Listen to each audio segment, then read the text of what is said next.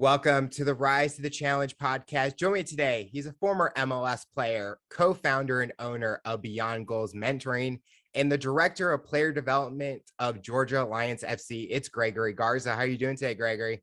Good. Thank you for having me on the show, bud. Well, we're so happy to have you on the show to talk about your rise to the challenge. What we like to do first is go right to the beginning, talk about a little bit where you're from and what were you involved in growing up. Yeah, originally from Dallas, Texas, a little suburb called Grapevine, Texas. But being from Texas, being so big, you can be an hour away from Dallas and still say you're from Dallas, Texas. But gosh, I would say growing up was a very active kid in all sports, playing in the streets, playing by myself. I was an only child, so had the ability to just kind of go with everyone around the neighborhood. A lot of older kids as well, but very active and sports-minded kid. My mom was a baseball / softball player growing up, and baseball was probably the main sport within, I guess you could say, my smaller family.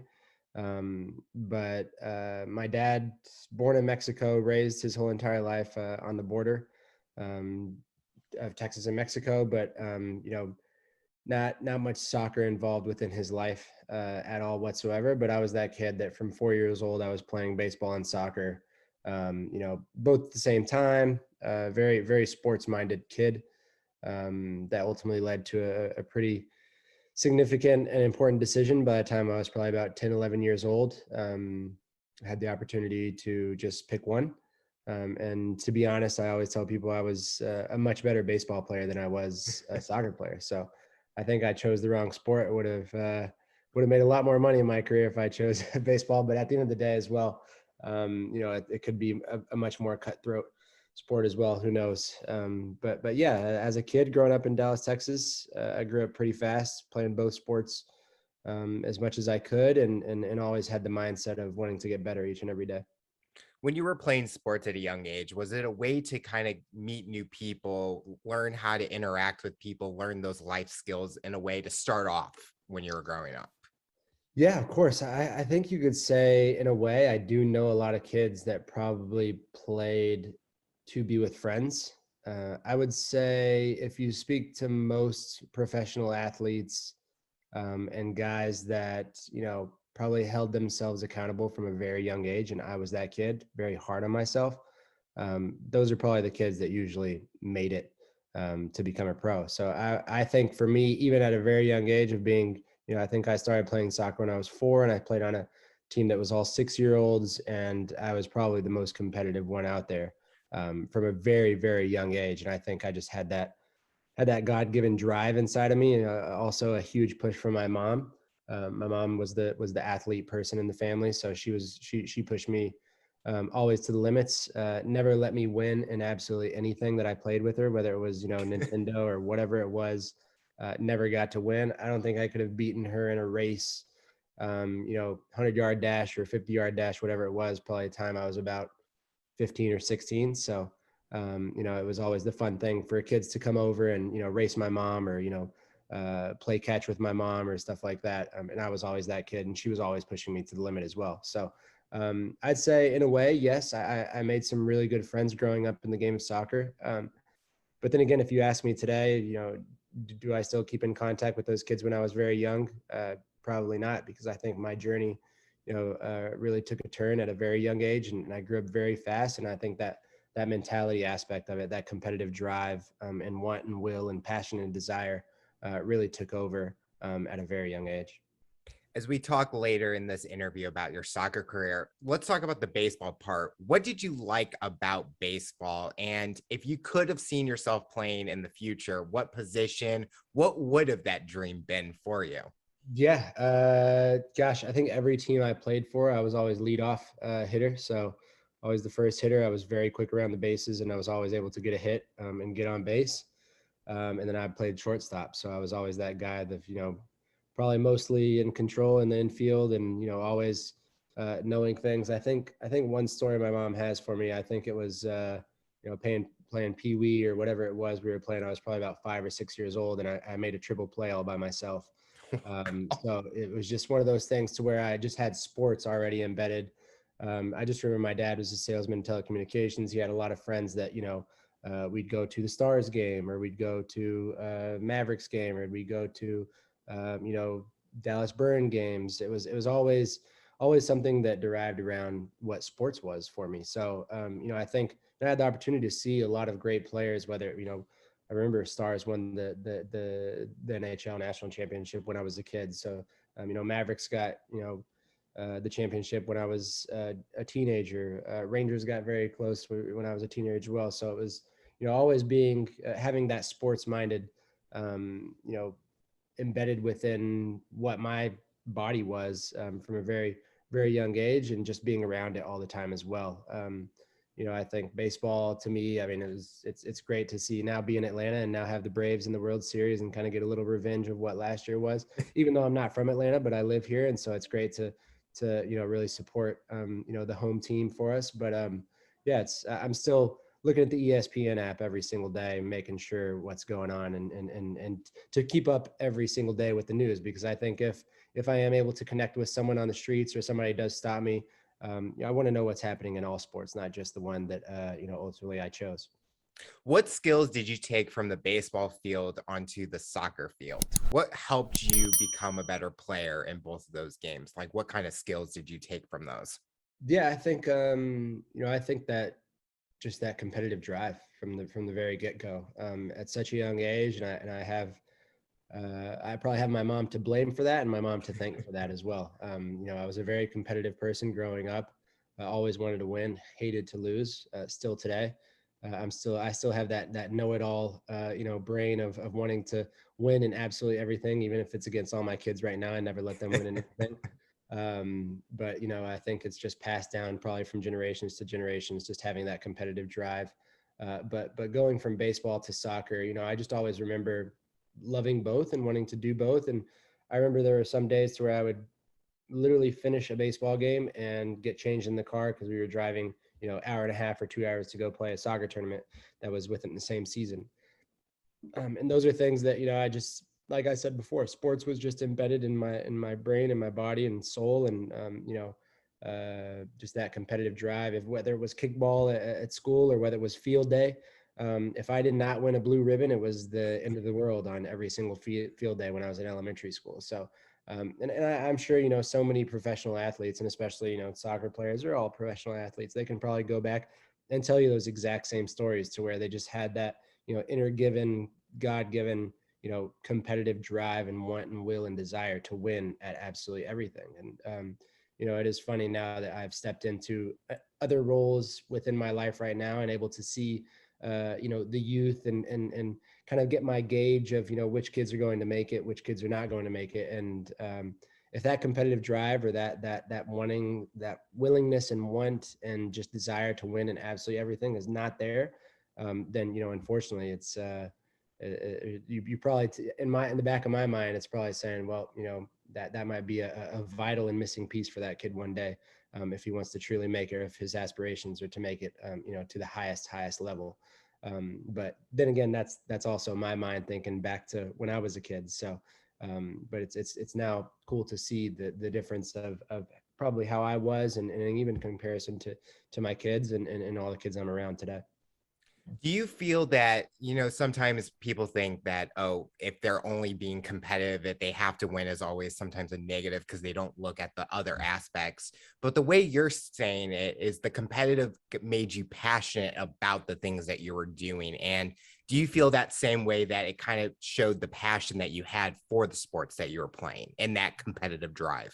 Yeah, of course. It's funny you asked me that, because I was able to watch one of our younger teams and step in and help them a little bit, and just kind of play around with them with Georgia Alliance the other day. And at the end of the day, at the end of the training session, I was sitting down, getting my boots off, getting my kids ready to come back home. And two of the boys came up to me and they asked me what types of players that I had played against, all the greats that I had been able to share the field with, or played against, or mark. And and they just kept asking me, well, which kid of yours is going to make it, or which kid of, which kid do you think you're going to push the most? And I just looked at him. I said, look, why do you guys play the game? And they both looked at me and they said, well, we want to have fun. And I said, that's all I played for my whole entire life. And that's all I can ask my kids to play for as well. That, like I said before, that inner feeling of that competitive drive, I think, is already instilled and embedded within just certain types of people within those sports that we do play.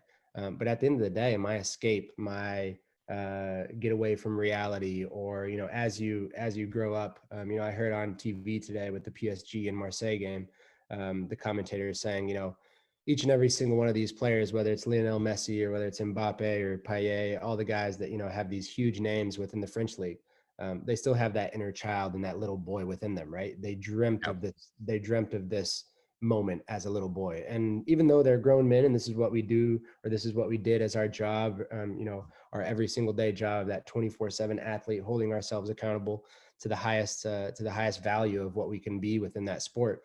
But at the end of the day, that little kid is always inside of us, right? Because every single day, whether it was me stepping on the training field or just having that ability to play professionally, or even with friends, or even with my kids, or even with whoever it is, that passion, that competitive drive is always still Yep. there. But that passion, that desire will always be in forever. And even though I'm not involved with the game anymore in that capacity, but that drive and that passion, that desire will always be there.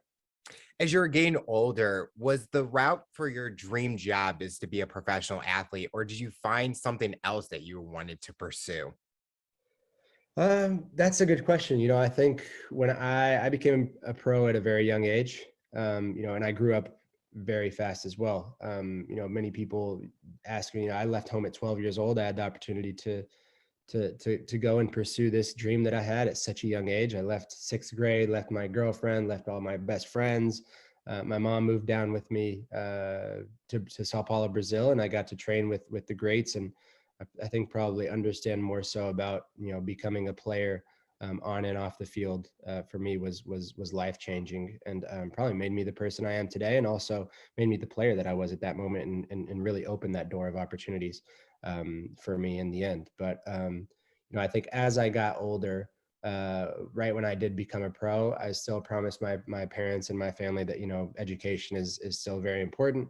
I think at that moment in my life, I probably could have gotten a full ride to very good colleges because of the sport that I played and how well I did it. But it was my ultimate dream to become a pro, but still made that promise to my parents that, look, obviously I retired at 30 years old, and it's not something that's going to last you forever. So you have to be capable and willing to learn other things and other traits and other perfecting other crafts within what the world offers. But I think within that age, when I did become a pro, I told myself that I wanted to be an agent. I did sports management in college, and I also got a bachelor's in sports management and got a associate's in international business. I think just having the ability to speak so many different languages and connect with so many different people around the world.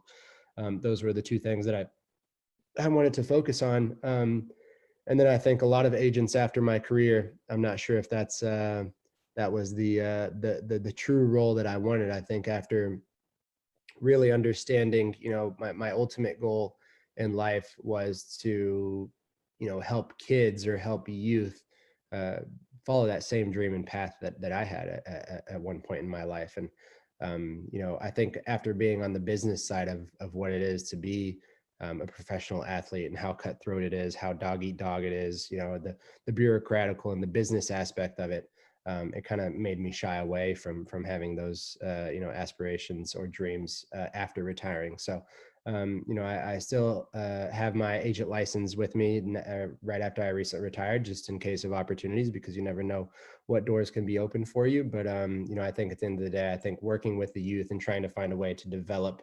the youth in the best way possible, rather than just thinking back to myself, okay, I was a good piece of steak for quite a while throughout my whole entire career. And I think a lot of people probably just saw me as that piece of steak rather than the person I was, or the character I had inside, or anything else. So that's the cutthroat part of it. Whenever you start getting older and you gain that experience and understanding the job side of it, the business side of it, which is a tough one to understand for a lot of people, and on the outside and the exterior part of what the soccer world or professional athlete world can be. But I think I did make the right decision now, and to be involved with the youth, and hopefully one day continue that dream of changing the game, and continue to develop a country where soccer is immensely growing.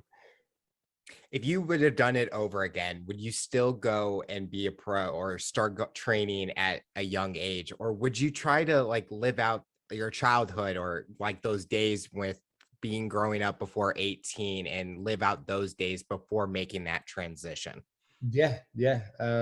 Gosh, these are questions that are asked, whether from a sports psychologist or even from counseling, or there's a lot of things that we go through as people and as professional athletes that those moments I never had as a kid, leaving home at 12 years old, and I think a lot of kids and a lot of players ultimately have that very same journey. There are different aspects and different perspectives of what type of journey that may be, but leaving home at such a young age to come into a completely different culture, adapting to life in so many different ways, and just growing up so fast is something that I think if I could go back in time and do it all over again, I would.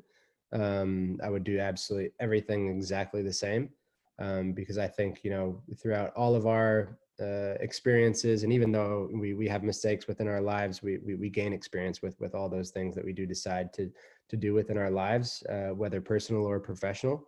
But for me, I think without making those decisions at such a young age, it probably wouldn't have allowed me to have that success, or to have that maturity and certain moments to get past certain types of, whether adversity or whether success, or that humbleness and humility of just knowing that tomorrow is never promised within a career like that. So I think I made all the right decisions in choosing that path the way that it was, even though it was at such a young age.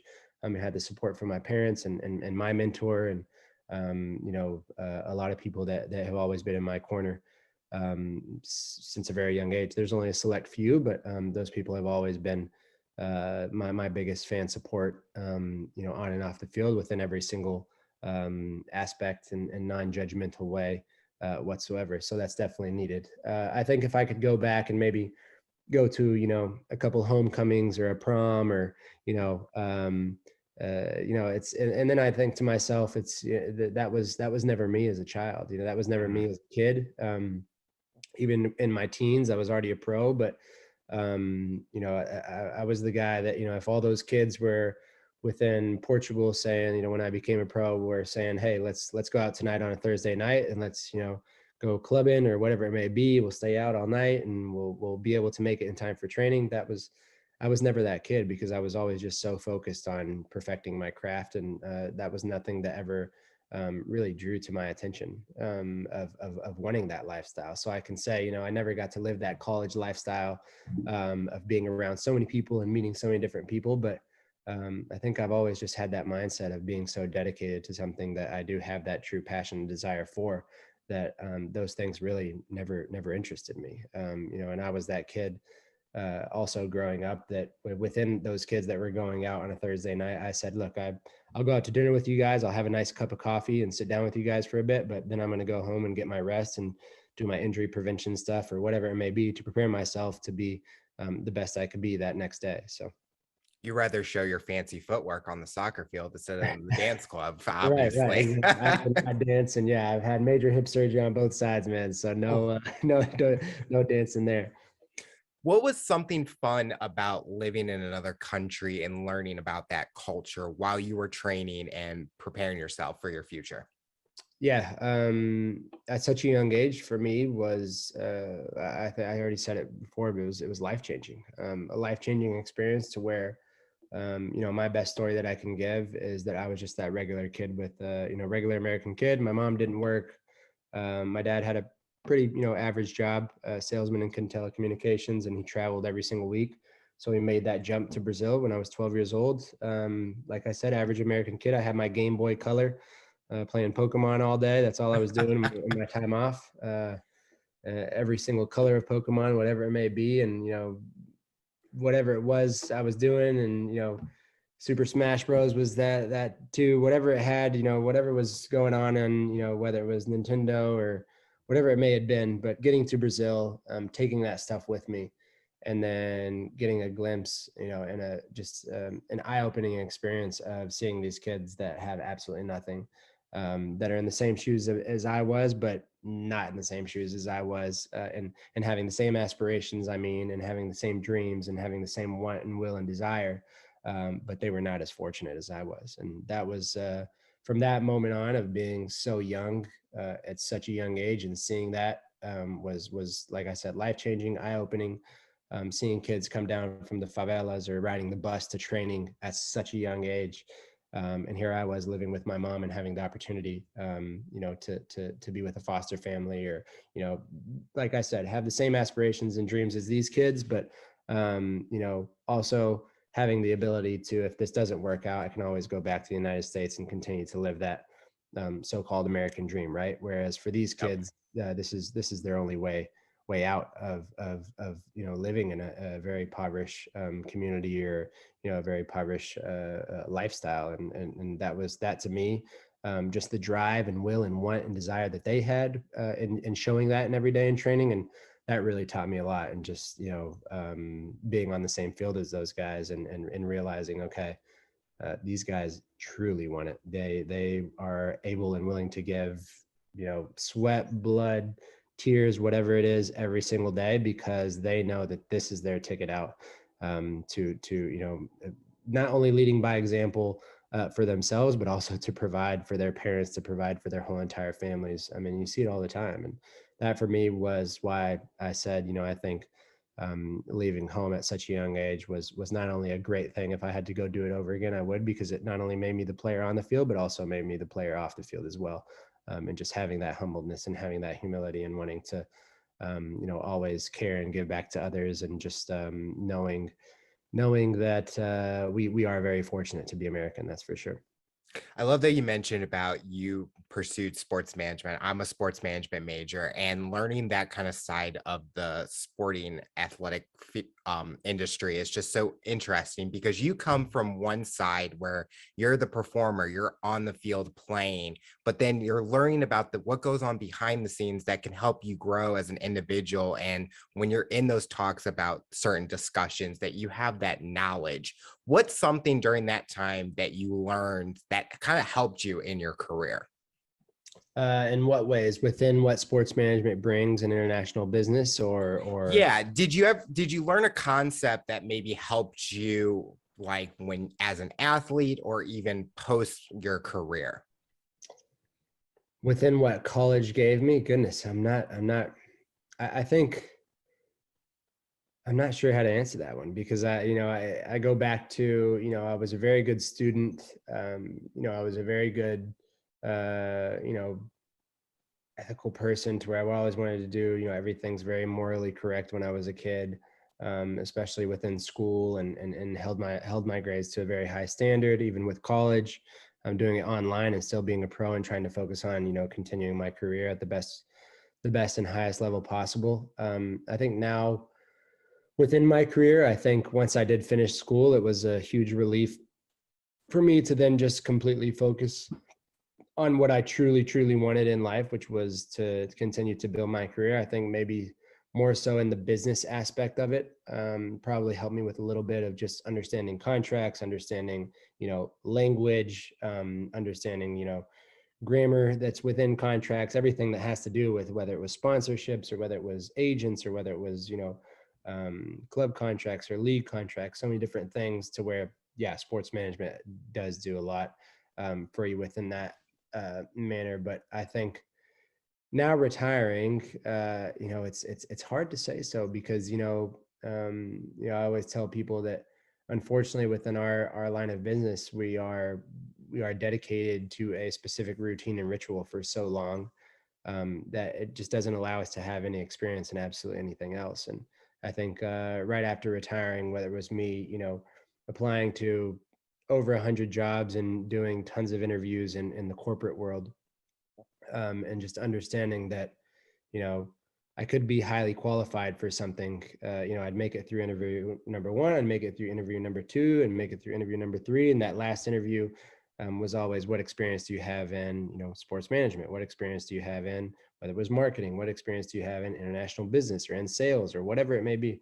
And, unfortunately, I had to say, this is, I was very fortunate to be able to sell myself to other clubs or to sell my own product to sponsorships or sell, so many different things, or my face was my Yep. objective to sell, right? But unfortunately within the corporate world, that's not so.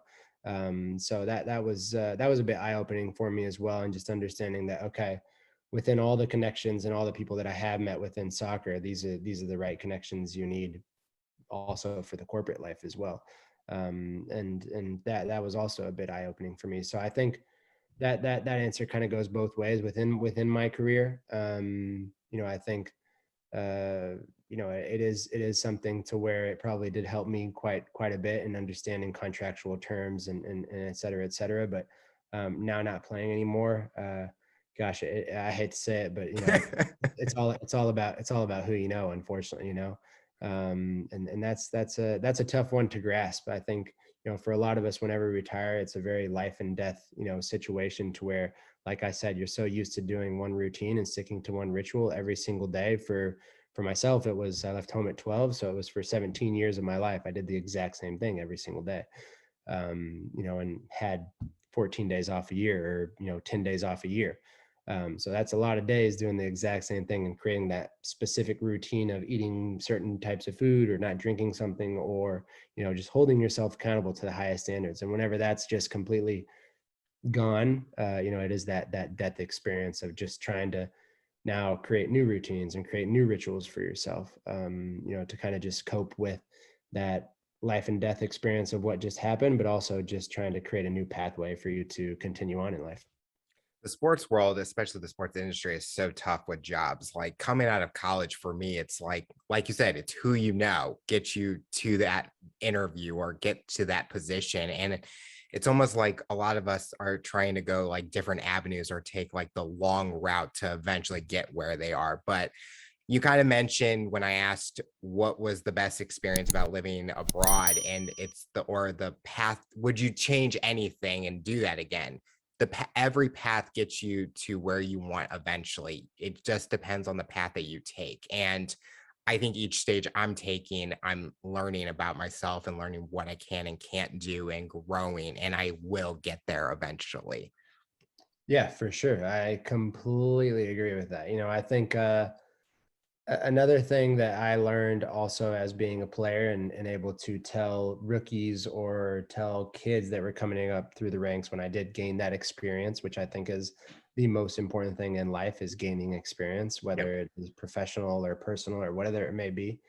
But those were the types of players, I'll just reiterate on that. Those are the types of players that I looked for when I was playing, when I was young. I wanted to see the guys that were 35, 36. I wanted to see how they played. I want to see how they took care of their bodies. I want to see how they held themselves accountable every single day, because those were the guys that you were going to learn from, not the guys that were going out and clubbing, not the guys that were going out and having a good time. They might have been living life to the fullest, but guess what? That one day was probably going to catch up to them. But I think, I think for me, I'll go back to what I wanted to say, is that, like you just said right now, I would probably tell every single rookie or every single person that I was playing with that was a young kid, or, excuse me, just coming up through the ranks, that, every player slash person has their moment.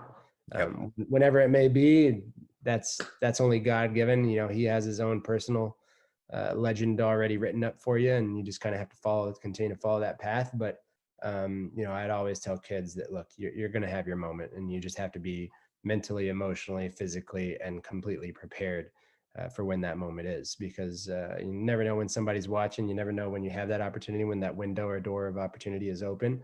But as long as you're prepared in the best way possible, and that's kind of been my whole entire career, of just always having that one single opportunity of, this is it or nothing. And fortunate enough, it just, with a little luck on my side and a lot of hard work, and a lot of resilience, things always happened for the best.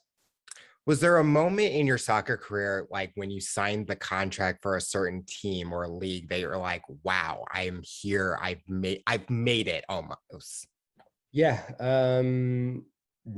No, because I think I always had it in the back of my mind that I wanted to continue to work for more, um, that had that ambitious mindset, but knowing that a lot of hard work came with it. I would say the only moment that I ever had that realization, um, and affirmation was when I was playing with the full national team. I debuted in Czech Republic in 2014. And I was a kid that did absolutely every single age group of the youth national team of what United States soccer offered. So I was, in every single age group from U14s. I remember going to the first camp when I was 12 years old, going to Boston, and then going up all the way to U15s, U17s, U18s, U20s, U23s, and then making it to the full team and debuting in that game. I think right before stepping on as a sub, whatever minute it may have been, 58, 60 minute, whatever it may have been, stepping onto that field, I think I just had a whole life, flash right in front of me of just seeing myself as that little boy, what kind of hair I was wearing, what kind of hair I had, whatever it may have been, what jerseys were, the sponsorships on those jerseys. I could have told you exactly how my life led up to that moment. And, I wouldn't say that was a realization of saying, okay, you made it, but that was a realization of saying all that hard work paid off, just talking about it gets my emotions up and just gets my hair standing up on my arms. But, I think that moment for me was definitely a realization that, okay, all the hard work, the passion, desire, and the sacrifices that you made of leaving home at such a young age, at doing so many different things, this is where it comes true. So, for me, that was a huge moment of realization. Talk about your journey in the MLS. What was that first team that you play for, and how was that experience for you? Yeah, MLS was a revival of my career opportunity. I was probably at the lowest peak of my career whenever I signed for Atlanta. That was probably a year and maybe 4 or 5 months after being at the complete high peak of my career. I had not suffered, but just, had major hip surgery on both sides and took a lot of sports hernias out of, places, you name it.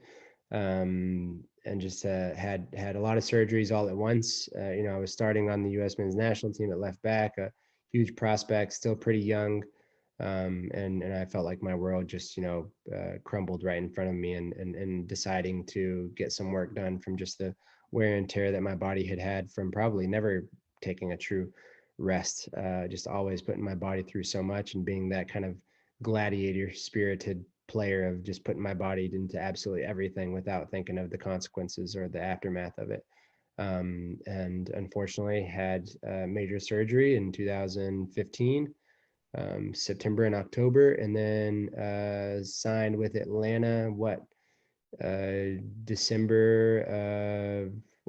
January 1st of 2017. So there you go. That was a year and 4 months, year and 5 months or year and 3 months of not playing a single game of soccer, and just going through the recovery and rehab process of dealing with the ups and downs of what adversity truly is, the mental aspect of it, so many different roller coasters of just emotions. And so, yeah, Atlanta gave me that opportunity. I think, it was either Atlanta or a couple of other clubs that were within the MLS, and I decided to go with a new project. They seemed to have the most interest, and had absolutely no idea of what the project was, but just threw myself out there and said, okay, this is a moment for me to kind of continue to show people, what I'm made of, and also myself. I had to prove that to myself as well, because I was uncertain if I was going to be that same player again. I was uncertain if I was going to be able to hit my highest peak of ability of what I had to offer, and all those different emotions come into play. So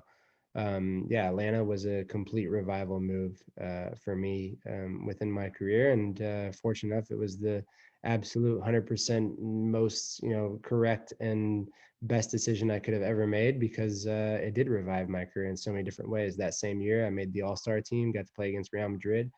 Had an unfortunate event, dislocated my shoulder in that game, but Oh, I can say I've been there, done that, and got to do so many different cool things. And next year, win a MLS championship with them. So, and being a pretty huge component and key factor to that success within the team. So I think not only from outside the locker room and on the field, but also inside the locker room of just playing a huge role within what our team was, and then having that international business aspect of it come into play and being able to speak so many different languages and connect so many pieces of the missing puzzle.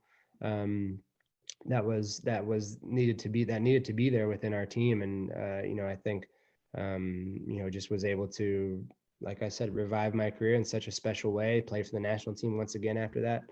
And yeah, that was another moment of resilience, another moment of understanding that anything is absolutely possible. It doesn't matter what kind of hips you have, doesn't matter what kind of shoulder you have, doesn't matter what kind of how many surgeries I've had within my career and all the adversity that I've been through. It was just another moment to prove not only to myself and not prove to others, because I think at the end of the day, you're always going to face criticism wherever it may be, and that pressure. That's the life that we chose to live in. That's the life that we all choose to live in. But I think just really proved to myself that I was able to once again do it again, or once again be back out there and play something and have that willingness and competitive drive again to win, right, and to do something I love and have fun, and have been able to go on so many different roller coaster moments, so many ups and downs, and it's been a really fun ride.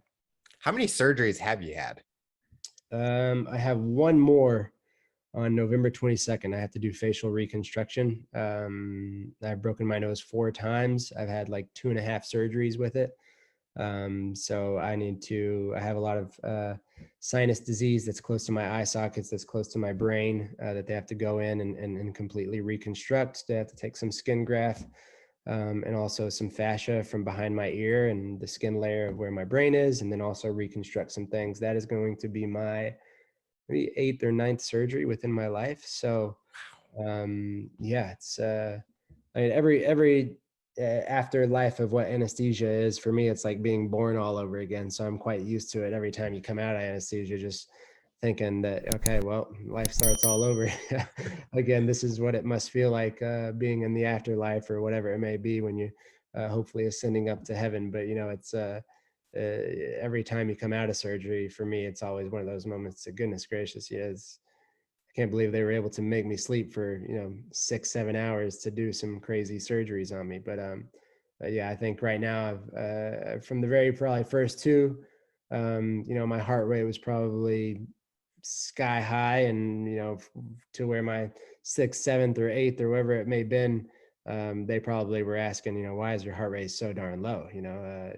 It's one of those things that you said again, been there, done that, and now have the experience of what I'm about to immerse myself in once again. So hopefully this is my last surgery.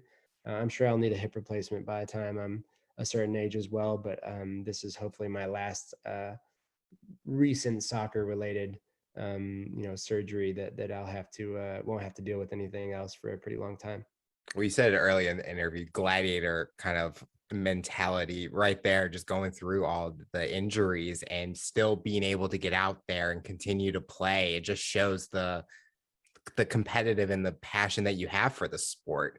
When you were on the MLS champion team, after that season, did you feel that what else is there to accomplish? You got the championship and been part of the team, or was that something like you wanted to keep going to see, can I win another one on another team? Yeah, of course. I think, and you look at the highest paid players in the world, or you look at the highest driven players in the world, the guys that have achieved it and won World Cups, or won UEFA Champions League titles, or have won best player in the world 6 times in a row, or 7 times, or however it may be, those guys have won. And you ask yourself at the same thing, what drives them to continue to just want more and more and more. And I think it's, like I said, it's just that God-given inner subconscious and consciousness of just knowing that competitive drive that you have within you to always want to succeed and get better and get better and get better, no matter what it is. And I think that's something that I tell all my players today, and also our kids, is just that you have that opportunity to always get better. So however you can use it and do it, you have to take that opportunity always. Is there a moment besides the championship that what is a proud moment of yours in your career? Proud moment. Well, I was able to win the championship also in Mexico and also here in the MLS. So those are probably really proud moments, I think, to myself. But I think the most special one is the one I mentioned before, of just having the opportunity to play for my country and represent my country at the highest level. Not many people get to do that. So there's only a select few. If you, it's funny because we go through the odds and the percentages of how many kids make it out of college, or what the percentile, or what the percentage rate is of somebody making out of an academy, or you look online or you search on Google, and you look and it's like less than 0.5 of however many kids are within that academy are going to make it, and or at the highest academy, or Mhm. when they're going to college, it's even probably less for college. All of the college players, what's the percentage rate of them making it and able to play at the highest level, and that's just playing at the highest level. Now you go on the percentage rate of what it is to play at the highest level and represent your country. I'm sure it's very, very, very small. So I think if I were able to not necessarily brag, but just have a very high moment of myself and say that that's the most proud I've ever been of myself.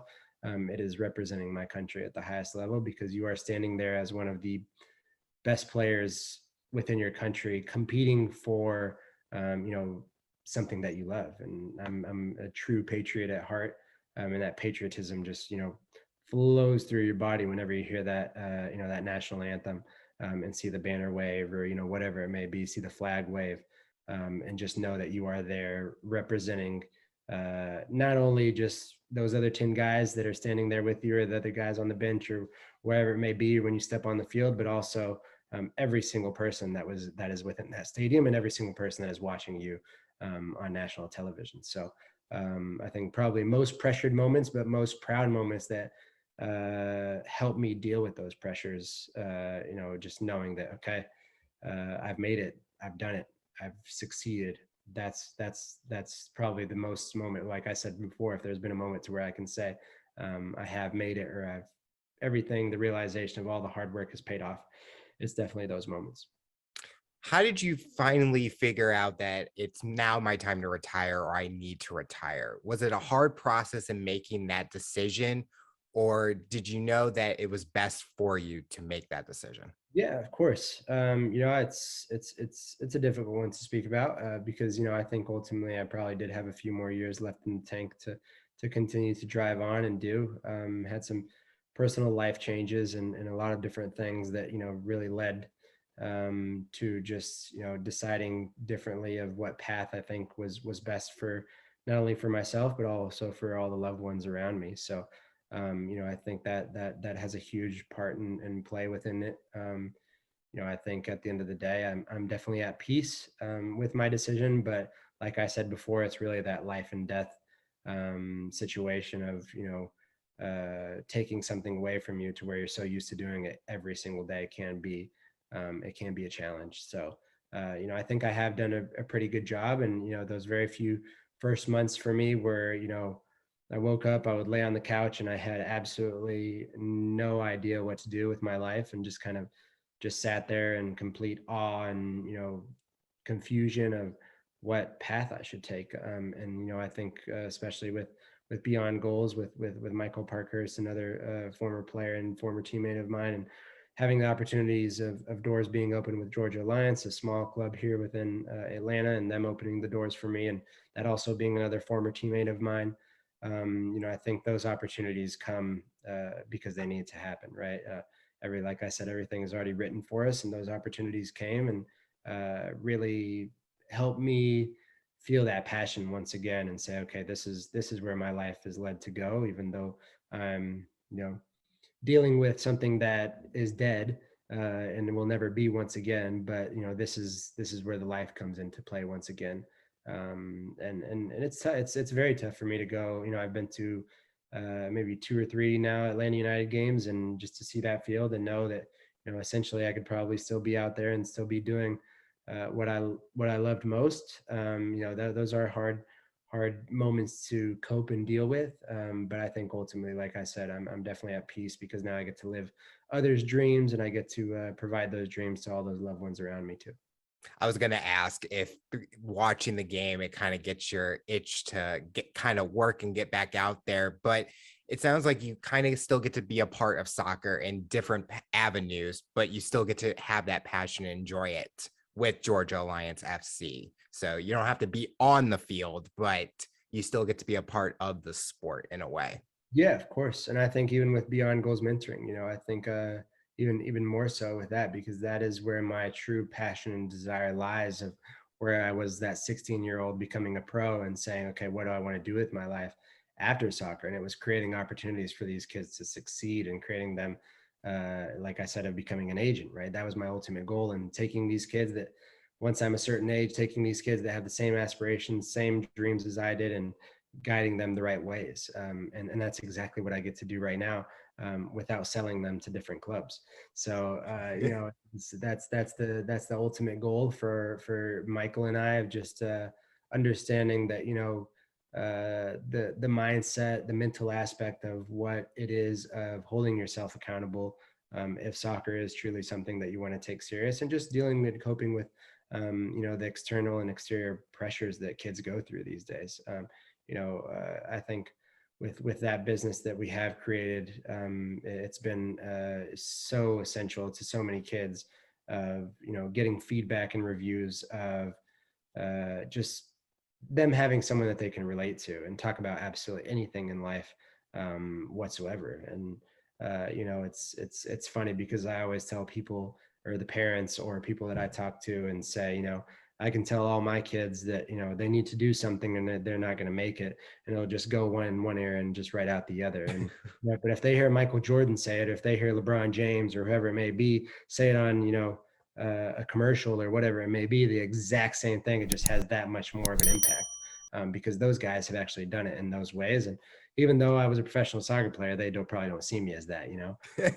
But if they had somebody else within, a big time player with Atlanta United say something, oh, that would probably resonate with them and really sit with them, and help them and guide them, in special ways. And that's truly what we're doing as well. We're sharing that experience, we're sharing that wisdom, but we're also sharing those tools, and that those guides, and guidance of what it really takes to reach your full potential. And ultimately for us, it's not talk to us, you're gonna become a professional soccer player. Is talk to us and learn these key components, and tools of being the best that you can be, not only on the field but also off the field. Like I said from the very beginning, I was very fortunate enough to have so many people within my life, and same thing with Michael, and all, I'm sure, a lot of different professional athletes that had that ability, to have someone in their corner to kind of guide them through the wrongs and the rights of what it took. And for us, and even in my life, I still have mentors and guides that really teach me every single day to continue to be a better person. The best thing is also learning from these kids as well. I'm able to share my expertise, share my experience, share my wisdom of something that was you know so passionate to me, and such in so many different ways. And you can see that passion and desire within their eyes and within their voices of wanting to become the best that they can be. But on the flip side, being on the other side of the screen or being with them in person, it's you learn a lot from them as well, and understanding that every kid is so different. Every kid has their own ways of thinking, their own ways of holding themselves accountable. But that dream remains the same, right? That dream always remains the same. And having someone that's in their corner and can kind of guide them through, and help them in any way whatsoever, and relate to so many different things, is much needed in the world that we live in today, for sure, especially with social media, especially with so many different ways, that things can happen. But them having someone that they can relate to is, I think, is super important. Let's talk about the creation of Beyond Goals Mentoring. How did you and Michael meet, and how did this kind of business create? Yeah. Well, he was the captain on that 2017-2018 Atlanta United team that had so much success. We shared, side by side lockers for those 2 years. So became really good friends. We're roommates for a while as well, while we traveled. So, I think it was just this accumulation of just moments within our career of, like I said, gaining that experience, which is the most important thing for me. And I think for us, it was just seeing so many rookies go up through the ranks, or seeing young kids have that opportunity and just not have they had the God-given talent, they had everything they needed to succeed, but they were just missing all the other tools, right? They were missing that 24/7 athlete mindset. They were missing the tools of injury prevention. They were missing the tools of just dealing and coping with pressure. And it's not for everyone, is it? It's making it to that highest level is not for everyone, but understanding and gaining that experience for us, and gaining all those tools, that's what we wanted to really deliver and offer to these kids that are coming up the ranks, and these kids that are coming up through the academies or at club level that do have these aspirations and desires, but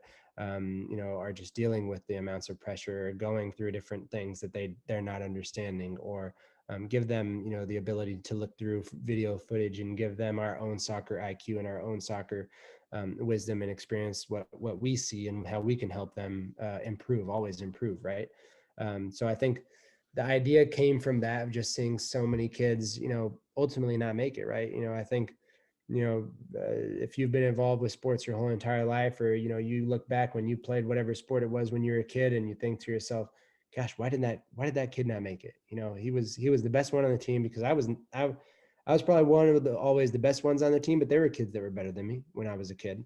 um, and ultimately those kids didn't make it. So what are the reasons behind why those kids didn't make it? Was the structure of their family off? Was the support system not there? Where did they not have the right mindset to completely hold themselves accountable with all that was going within their life? Were they not a good student? There's so many different components and aspects of what make you reach that highest and full potential as a player slash person.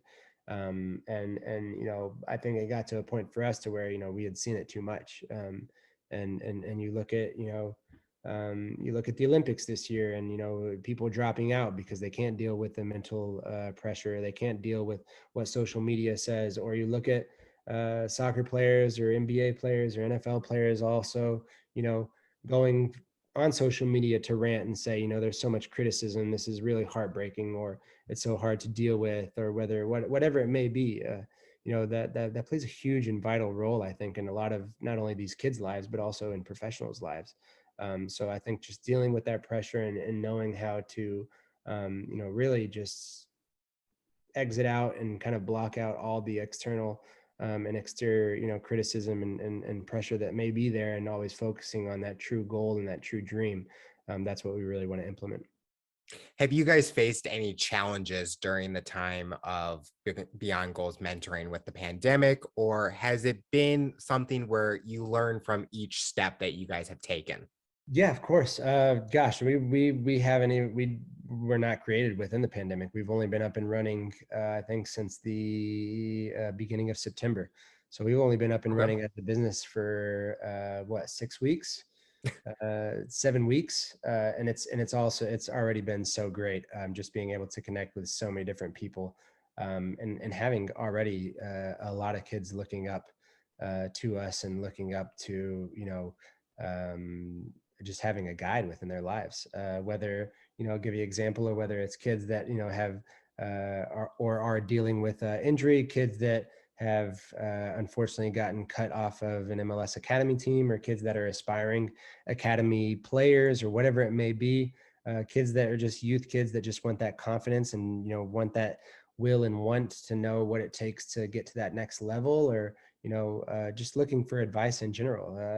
Even have a kid that completely quit soccer and just wants to talk to somebody about it, because I've also related in those areas to where you go through these types of mindset through as a player, and at the end of the day, you can't blame anyone. And sometimes it's hard for those kids to talk to their parents about those things, to where they can have someone to talk to each and every day, just to that can relate and be in their same shoes, and understand what they're going through, and just give them guidance, and just mentor them through the process of what the next life offers, or what they can do with whatever it may be that they want to do. I think our average age is anywhere between I think our youngest might be 11, and our oldest might be 19 20 years old. So within that age gap of all the kids that we already do mentor, it's been great to connect, and like I said, learn from each and every one of these individuals. I think the most gratifying messages that we get,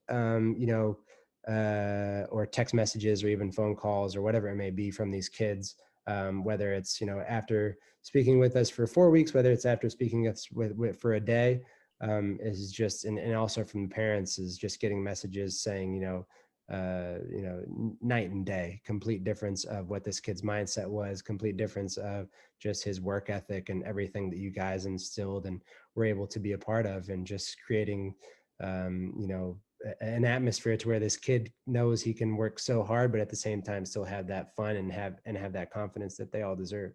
And so I think that's our ultimate goal within everything is, hopefully, connecting with not only just individuals, but also with tons of teams, within the academies that the MLS provides, and also, whether with colleges looking to make that next step into pro, or even kids that are in high schools that are looking for the college education, of just knowing what it takes to be that 24/7 athlete. Because, I think at the end of the day, Michael and I always had those conversations of, whether it was speaking to other people within podcasts or speaking to other people within interviews, and just always going back to, a lot of people on the, I guess you could say, within our time of playing, right? Everybody outcasts you, right? You're the soccer player, so you're not supposed to know what goes on in the corporate world. You're only focused on only one thing or whatever it may be. And a lot of people that you would go out to dinner with or that had nothing to do with soccer, they'd always say, well, your life is so easy. You wake up, you get to do what you wake up, you get to do what you love from, how long's your training? It's from 9 to 10:30, and then you're done for the day. Well, guess what? No, it's not, because I get there at 7 a.m. I have to do prehab and injury prevention. I have to get a massage every single day so my body can be in tip top shape. Then after practice, I go to the gym every day. I keep myself accountable. I do ice bath. I do, a hot bath or whatever, cold tub, or then I get more massage, and I'm out of the facility by 2 3 p.m. And then guess what? From 3 p.m. to 9:30 or 10, when I put my kids to bed, within that time frame, I have to eat right. I have to rest right. I have to keep my legs up. I have to do so many different things. I have to foam roll. I have to continue to work, right? And it's not, working from 9 to 5 and then getting home and, ordering a pizza and, watching your favorite movie. It's the other things that you had to hold yourself accountable for 24 hours a day, right? Because if that 20 minutes within that night that you weren't able to get enough sleep, or that you couldn't sleep because of insomnia or whatever pressure that you were dealing with, guess what? That was going to affect your ability to show up that next day. So, I think for us, it's just helping a lot of these kids, and we're speaking, from the highest level, right? But Mhm. just helping them understand that, if soccer is truly your passion, if this is something that you're truly passionate about, and something that you have that desire and you have that drive, there's a lot of work and sacrifices and effort that come behind it, right? It's not just, oh, I'm really good at soccer, and this will be the rest of my life, or this is going to create a college education. Even the kids that do go to college and are able to receive a college education because of soccer, they still have to hold themselves accountable, at the highest level. And but not everybody has that ability to have those tools. And so I think that one of those things to where we can say, okay, guess what? We've been there, done that. We've gone through that same process. Michael and I, in a very different way, because he did the college route and I did the, leave home at an early age process. But we're able to, really share those experiences, and guide kids through those same, wisdom speeches that maybe one day we received from others, or just kind of personal things that we have dealt with or that we have gone through that, ultimately help these kids understand that 24/7 athlete is achievable, right? Because those are things that you can control.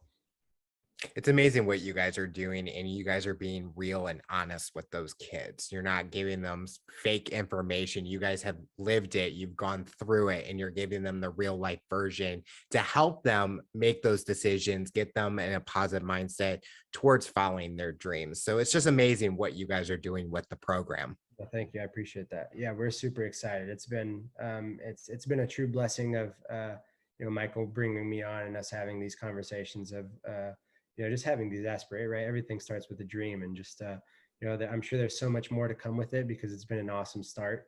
And we're looking into just continue to growing the game and continue to teaching these kids in so many different ways, because, I think that's the value of this sport, is growing at such a high rate, and it's always leaving that mark in how you can change the development of what soccer is today. I think ultimately, it is sometimes hard to see, even how expensive it can be to play soccer within the United States, and really pave that pathway for yourself as a youth kid. So I think ultimately our goal is to just partner with so many different people and allowing those kids that might not have that same structure, and might not have that same ability to really take full advantage and control of their not only God-given talent, but the other tools that are key within becoming something special within their life and reaching their full potential. So that's our ultimate goal, is just continue to change the game and give back to the game what was given so much to us. So, what does the future look like for you personally and professionally? What are you hoping to accomplish in the next couple years? Yeah, I would say just continue to make an impact not only on all these kids' lives, on my personal life and my kids' lives and my family's life. I think just continue to make an impact in the most righteous ways, and have that humbleness, have that humility to always want to care and give back. I think that has always been a huge attribute of mine, of just always wanting to help out in any way whatsoever, throughout my career, and being involved and being an ambassador in so many different areas. Whether it was the Special Olympics team, whether it was orphanages, whatever it may have been, humane societies all across the country, just so many different organizations that were a key part of my career as well, and the community life, and what it was on the outside of being who I was on the soccer field. So I think for myself, just to continue to make an impact within the community. And now for me, I have that ability and that opportunity to make an impact in these kids' lives in the most positive ways. And just, like I said, continue to give back to a game that gave so much to me, and in whatever way I can do that. So it may be. The final question I'll ask you, based on your journey and experience, for someone that's listening to this interview, what tips or advice would you give them to overcome obstacles, accomplish their goals, and rise to the challenge? I think you say it right there with your name, right? Rise to the challenge. If you do not ever rise to the challenge, you're never capable or willing to overcome those challenges, or overcome those objectives, or overcome those obstacles that you have to face. If you sit there and do nothing, then something's wrong, right? You Mm-hmm. always have to find a way to move forward. Always have to find a way to continue to work towards something that you love, whether it may be professional or personal, because that's the only way that you really see if you are capable and willing to rise to the challenge. I think so many people hold themselves back because they think something is unattainable, or they think something is too far beyond of something that they have dreamt, or something that they don't think they're capable of. But you never know if you don't try. I couldn't Yep. tell you how many clubs that I think that's something to also tell these kids as well. It's I can't tell you how many times I've failed as a person and as a player, how many times I've failed in not making a team, or I've failed in doing so many different things. But I never know if I was going to fail or make it if I wouldn't have tried and risen up to that challenge. So you never know until you don't try. And if you do fail, guess what? That just gives you more momentum and more experience to do better the next time around. Well, Gregory, I want to thank you so much for coming on the show and talking about your rise to the challenge. You're inspiring so many people, and we're excited to see what the future has for you. I appreciate it, buddy. Big time.